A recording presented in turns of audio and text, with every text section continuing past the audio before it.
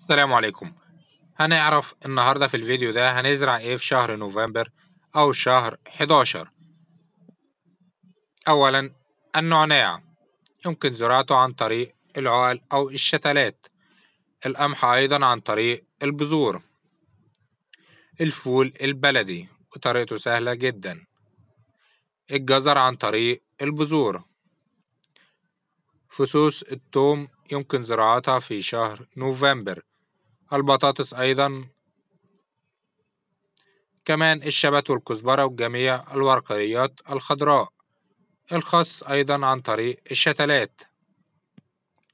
الفاصوليا يمكننا أيضا زراعة شتلات الطماطم. الكوسة كمان نقدر نزرعها عن طريق البذور أو الشتلات. البصل أيضا عن طريق الشتلات. القرنبيط يمكننا زراعة أيضا شتلات الفراولة. الجرجير أيضا يمكن زراعته عن طريق البذور. البسلة